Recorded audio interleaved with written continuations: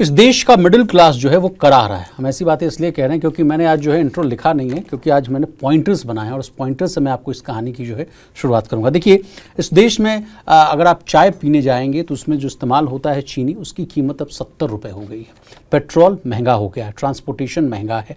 प्याज की कीमतों को लेकर खबर आ रही है कि उसकी कीमतों में 50% की बढ़ोतरी हो गई, यानी 50 से 60 रुपये किलो अब आपको प्याज में मिल रहा है। रोज़मर्रा के सामान अगर आप मंगाते हैं ऑनलाइन तो उसमें भी अगर आप देखिएगा तो बढ़ोतरी आपको दिख जाएगी। पहले क्या होता था, मैं भी चूंकि ऑनलाइन मंगाता हूं तो पहले डिस्काउंट्स बम्पर मिलते थे, अब डिस्काउंट भी जो है कम कर दिया गया है, यानी छूट नहीं मिल पा रही है। टेलीकॉम, अगर हर व्यक्ति के हाथ में फ़ोन है, मोबाइल का अगर आप देख लीजिए, कुछ दिन पहले ही हम लोगों ने मनी सेंट्रल में कहानी की कि एयरटेल ने जो है सस्ते जो प्लान थे उसको ख़त्म कर दिए। 16% से जो है रिचार्ज का जो प्लान था वो महंगा कर दिया। अब आगे देखना होगा कि वीआई और जो है जियो वो क्या कदम लेती है। अब आ जाइए, आगे बढ़ोतरी की संभावना भी बताई जा रही है टेलीकॉम को लेकर। फिर सोना चांदी ऑल टाइम हाई के आसपास। अगर शादी ब्याह करना है, बेटी को अगर कुछ गिफ्ट देना है या बेटा को कुछ गिफ्ट देना है तो उसमें भी आपके जो है हाथ थोड़े खाली होने वाले। रियल्टी महंगा हो गया। मिडिल क्लास के लिए कहीं भी जो है सर मिडिल क्लास के लिए तो मुझे लगता है कि कहीं भी अफोर्डिंग हाउसेज वो अब है ही नहीं। 40-50 लाख से कम में तो घर नहीं मिल रहा है। आटा देखिए, जो सबसे ज़रूरी चीज़ है वो 45 से 50 रुपए के आसपास, आप ऑनलाइन भी चेक कर लीजिएगा, वहाँ पर जो है वो मिलता हुआ दिख रहा है। सर, ऐसे समय में मैंने 2 फ्रैगमेंटेशंस बनाए। एक वर्ग है सरकारी वर्ग, सरकारी कर्मचारी वर्ग, जो कहता है कि देश में महंगाई अपार है, जिस इंडेक्स की वजह से आप जो कैलकुलेट करते हैं DA, all India consumer price index, industrial workers, उसके तहत हमें 2%, 3% डीए मिल रहा है और ये लगातार 10 से 15 साल में देखने को मिल रहा है। कहते हैं धरातल पर जाते हैं तो महंगाई ज़्यादा दिखती है, डीए जो मिलता है 2 से 3% मिलता है। अब आ जाइए दूसरे पक्ष, यानी जो प्राइवेट सेक्टर में काम करते हैं, उनमें भी 2 धारा। एक तो जो बेचारा रेडी पटरी वाला है, गिग वर्कर्स है, उसके लिए तो पूछिए मत कितनी दयनीय स्थिति है। लेकिन मान लीजिए जो हमारे आपके ऐसा नौकरी कर रहा है, उसके लिए आफत ये है कि कहा जाता है कि आर्टिफिशियल इंटेलिजेंस, जियो पॉलिटिकल टेंशन्स की वजह से नौकरियां जा रही हैं। हमारी आपकी नौकरी बची हुई है, ये बहुत अच्छी बात है। वेज ग्रोथ नहीं है, किसी भी तरह का प्रमोशन नहीं है, इंसेंटिव्स नहीं है। ऐसे मूड माहौल में मिडिल क्लास करे तो करे क्या सर? ये आप तो बहुत जो है एक डिम सी जो तस्वीर है वो पेश कर रहे हैं। जाहिर तौर पर महंगाई विशाल पिछले कुछ वक्त में बढ़ी है और रियल अगर आप उसको देखेंगे, जो सीपीआई का आंकड़ा हो या जो इंडस्ट्रियल वर्कर्स की जो महंगाई है उसके आंकड़े हों, उनका नापने का तरीका और वो अलग तस्वीर दिखाते हैं। जबकि अगर आप ज़मीनी उस पर जाएंगे स्तर पर तो लोग जो ऐसा मानते हैं कि साहब आपको ज़्यादा चीज़ें या महंगाई ज़्यादा आपको पिंच कर रही है। तो एक तो बात यह है। दूसरी बात यह है कि इस पूरी क्राइसिस के मिडिल में दरअसल मिडिल क्लास फंसा हुआ है।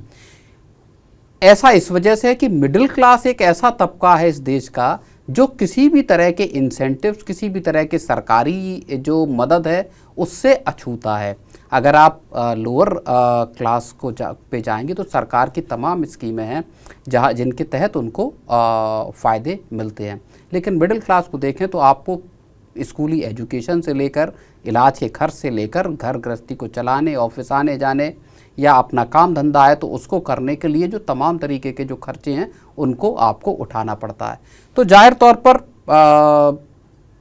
ये जो बोझ है, और इसीलिए सौरभ मुखर्जिया ने भी अपनी किताब में और या बार बार वो इस बात को कहते हैं कि सबसे बड़ी क्राइसिस दरअसल इस देश की इस वक्त मिडिल क्लास की क्राइसिस है। विशाल सर, इस मिडिल क्लास के क्राइसिस में एंट्री मारते हैं शहजाद पूनावाला साहब को। टैक्स जो है, अगर आप समझ रहे होंगे कि एक तो हम लोग जो बाइक कमा रहे हैं उसके वजह से डायरेक्ट टैक्स देना होता है, एक होता है इनडायरेक्ट टैक्स। कोई भी सामान हम लोग खरीद रहे हैं, बेचारे शहजाद पूनावाला भी ये बात कहते हुए दिख रहे हैं कि इतने तरह के टैक्स है, सेस लिया जाता है, जीएसटी का इतना जो है बोझ है। इस मामले को भी क्या हम लोग सरलीकरण नहीं कर सकते हैं, इसको ईज़ नहीं किया जा सकता है? और 12.75 तक जो सरकार कह रही थी कि पिछले साल एक बहुत बड़ा हम रिफॉर्म किए, 12 लाख अगर आप हैं तो वहाँ तक टैक्स जीरो, अगर सैलरी हो तो 12.75 तक हो गया। क्या इसको भी और बढ़ाने, इस लिमिट को आगे बढ़ाने की ज़रूरत है? नहीं, ये लोग बार बार जो तमाम एक्सपर्ट हैं वो इस बात को बार बार कह रहे हैं कि आपको जो टैक्सेशन है उसका बोझ, और ख़ास तौर पर मिडिल क्लास पर, जिसको एक तरह से बैकबोन कहा जाता है देश की पूरी इकॉनमी की, उस पर ये बर्डन कम किया जाना चाहिए। शहजाद पूनावाला ने भी जब लास्ट वीक अपना मैनिफेस्टो एक बयान दिया तो उसमें उन्होंने इस बात को साफ साफ कहा कि साहब आप जो टैक्स है उसकी कटौती कीजिए, मिडिल क्लास पर कट कीजिए टैक्स, और उसमें छूट देने की ज़रूरत है। तो ये बात तो जाहिर तौर पर है कि यहाँ पर आपको टैक्स छूट अगर सरकार देती है तो जो एक बहुत बड़ी परेशानी जो महंगाई की वजह से है, घर खर्च चलाने की है, जो इनकम ग्रोथ के ना होने की वजह से है, वहाँ पर एक बड़े तबके को यहाँ राहत मिलेगी। सिर्फ टैक्स की बात कर लिया है हम लोगों ने, तो जो है हर एक के हाथ में जो स्मार्टफोन है उसकी भी बात कर लेते हैं। कहा जा रहा है कि इस देश की जनता में इतना क्रेज़ हो गया है सर महंगे स्मार्टफोन रखने का, कि वही क्रेज़ जो है उनकी जो है जीवन को जो है बड़ा कठिन बना रही है। हाल फिलहाल में संभाजी वाला केस आपको पता ही होगा सर, कि बेटा, बाप और माँ तीनों की जो है अब बड़ी मृत्यु हो गई। बड़ी दुर्दनाक मतलब समझिए कि दर्दनाक घटना है। दूसरी खबर एक आ रही है दिल्ली से आ रही है कि वहाँ पे भी किसी व्यक्ति ने जो यमुना नदी में छलांग लगा दी। अब इसके पीछे कारण ये है कि हमारे पास जो है बड़ा महंगा सा जो है स्मार्टफोन होना चाहिए, और उस वजह से हमारी जो है लाइफस्टाइल कहिए या जो लुक एंड फील कहिए बड़ा बेटर होगा। ये कौन सा जाल है सर इसमें जो हमारा देश का मिडिल क्लास है वो फंसता जा रहा है? हम लोग तो अरुण जेटली साहब के समय से सुनते आ रहे हैं कि इस देश की जो मिडिल क्लास है बड़ी एस्पिरेशनल है, धीरे धीरे इसका जो है मात्रा और पैमाना तमाम चीज़ जो है बड़ा होगा, वो हमारी इकॉनमी के लिए अच्छा होगा। लेकिन ये धीरे धीरे ये सब जो नेगेटिव खबरें आ रही हैं ये कितनी हानिकारक है इकॉनमी के लिए? नहीं, देखिए नेगेटिव बात इसमें यह है कि जो कंज्यूमर ड्यूरेबल जो लोन है उसमें आपको डिफ़ॉल्ट और स्ट्रेस विशाल दिखाई दे रहा है। और कंज्यूमर ड्यूरेबल लोन की बात करते हैं तो उसी में आपका टीवी, एसी, फ्रिज और इस तरह से लेकर आपके स्मार्टफोन तक सारे उसमें ही आते हैं। और ये आंकड़ा 1,500,000 करोड़ के आसपास का है, इस तरह के आउटस्टैंडिंग अगर हम लोन की बात करें।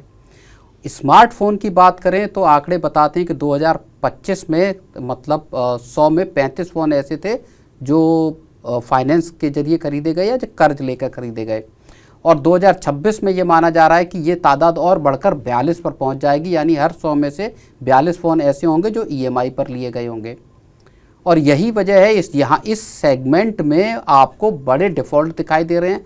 कुछ जो कलेक्शन एजेंट्स हैं या कंपनियां हैं वो ये मानती हैं कि 20% तक डेलिक्वेंसी यहाँ पर या डिफ़ॉल्ट जो है वो दिखाई देते हैं। 100 में से 20 लोग जो है वो स्मार्टफोन लेने के बाद उसकी किस्त चुकाने में नाकाम रहते हैं। मुझे जहाँ तक याद आ रहा है सर, पिछले साल अगर हम लोग मनी सेंट्रल कर रहे थे, आप बता रहे थे कि ऐसे लोग हैं इस देश में, बीमारू राज्य को आप संबोधित करते हुए कह रहे थे कि वहाँ व्यक्ति जो है कर्ज एक लेता है और उस कर्ज को चुकाने के लिए दूसरा कर्ज लेता है, उस कर्ज को चुकाने के लिए तीसरा कर्ज, और बाद में अंतिम में कहता है या तो खुद विलुप्त हो जाता है या फिर NBFCs के लिए डिफ़ॉल्ट हो जाते या उसको बहुत हैरान परेशान किया जाता है। ये मामला भी क्या इससे जुड़ा हुआ है? नहीं, बिल्कुल इस तरह के देखिए वो कर्ज जो है या कर्ज के जो मामले थे वो माइक्रो फाइनेंस इंस्टीट्यूशन से जुड़े हुए मामले थे, जहां पर कि एक के बाद एक कर्ज लेकर पिछले कर्ज को चुकाने के लिए नया कर्ज लेना, इस तरह के मामले थे। लेकिन यहाँ अगर आप स्मार्टफोन के सेगमेंट को देखें तो यहाँ जो डेलिक्वेंसी या डिफ़ॉल्ट का रेट है वो बहुत ज़्यादा होता हुआ दिखाई दे रहा है। अगर सरकारी आंकड़ों को भी देखें तो तकरीबन 3% का डिफ़ॉल्ट का रेट है। नॉर्मल जो डेलिक्वेंसी या NPA का जो रेट है वो 2% का है, तो उससे भी 1% का ज़्यादा यहाँ पर दिखाई दे रहा है। अब उसमें आप एस्पिरेशंस को देख लीजिए लोगों की, या हाई एंड फ़ोन खरीदने की एक इसको इस कहानी को जोड़ी ना सर, संभाजी वाले में आप जोड़ के बताइए। बिल्कुल, वहाँ पे EMI का मामला था। आईफोन जिस बच्चे ने खरीदा उसके बाद आईफोन की किस्त चुकाने को लेकर तकरार जो हुई पिता के साथ, संभवतः जितना मैंने देखा, और उसके बाद ये पूरी की पूरी दुखद घटना हुई। तो ये घटनाएं दरअसल ये बताती हैं विशाल कि किस तरह से एक डिफ़ॉल्ट का प्रेशर यहाँ पर बनता हुआ दिखाई दे रहा है स्मार्टफोन खरीदने और उसके बाद उसको न चुका पाने का जो तनाव है। उसी में RBI का भी एक जो रूल था जिसको थोड़ा सा रिलैक्स किया RBI ने, कि अगर आपने EMI पर फ़ोन लिया और आप किस्त नहीं चुका पा रहे तो जो फाइनेंसर है वो आपके फीचर्स को लॉक कर सकता है और उसके बाद पूरा फ़ोन भी आपका डिसेबल किया जा सकता है, ताकि ना तो आप उसको चला सकें और ना आप बेच सकें। तो इस तरह की मुश्किलें, अब समझिए आपकी जो भी व्यक्ति जिसके पास भी स्मार्टफोन है वो उसके तमाम सरकारी स्कीमों और तमाम बैंक खातों से और बाकी की जो ज़रूरत की चीज़ें हैं उनके साथ जुड़ा हुआ है। आपके ईमेल अकाउंट से लेकर आपके बैंक खाते तक सब चीज़ें आपके मोबाइल फ़ोन या स्मार्टफोन के जरिए ऑपरेट होती हैं। अगर वहीं आपको रोक दिया जाएगा तो आप तमाम तरह की सर्विसेज को लेने से या उनके लिए OTP आते हैं तमाम, उन सब से वंचित हो जाएंगे। तो इस तरह की सख्ती करनी पड़ रही है स्मार्टफोन या इनकी EMI के मामले में। सर चलिए, चूंकि इस देश की जनता आपको देखना और सुनना चाहती है, तो क्या इस पूरे कहानी को इमोशनल एंगल से भी जो है देखने की कोशिश करेंगे आपके चश्मे से? क्या भारत में सर क्या इमोशनल क्राइसिस जो है वो उत्पन्न हो रहा है? नहीं, भारत देखिए, अगर वैसे कहा जाए तो भारत एक इमोशंस ड्रिवन कंट्री, प्रैक्टिकल या इस तरह की चीज़ों से हटकर इमोशंस पर आधारित चीज़ें ज़्यादा दिखाई देती हैं, जो व्यवहार है लोगों का उसमें। और जो ये घटना हुई जिसमें कोई छलांग लगा लेता है, कोई इस तरह से जहाँ एक परिवार के 3 लोग एक साथ जो है, बचपन में आदमी ऐसा सुनता था, जैसे हम लोग भी करते थे कि अरे पापा ये दिला दीजिए, मम्मी ये दिला दीजिए। ये आप जब आप at the age of the puberty हैं, आपको सोचने समझने की सब शक्ति आ गई है, आप पढ़ लिख रहे हैं, कॉलेज में हैं, वैसे समय पर आप ये कहिए कि हमको 1.5 लाख का फ़ोन दिला दीजिए नहीं तो हम मर जाएंगे। तो इस तरह का ये पूरा का पूरा देखिए, ये पूरी की पूरी एक भारत की समस्या है, भारत की सोच की समस्या भी इसको आप कह सकते हैं। मैं जानना चाहूँ, क्या आपने कभी किसी वेस्टर्न कंट्री में इस तरह के मामले सुने या किसी डेवलप्ड कंट्री में नहीं, कि जहाँ साहब आईफोन नहीं दिलाया तो 4थी मंजिल से छलांग लगा दी, या किस्त भरने के लिए आपके घर में इस तरह की रार तकरार हो जाए कि लाठी डंडे चल जाएं? और ये एक्रॉस केवल और केवल स्मार्टफोन की बात नहीं, ये तमाम जो ज़िंदगी के पहलू हैं उसमें आप भारत में इमोशंस को प्रधान होते हुए देखते हैं। एक बड़ी चीज़ ये भी है कि भारत में पेरेंट्स की जिम्मेदारी विशाल बच्चे के जीवन के हर क्रियाकलाप के साथ जुड़ी हुई है।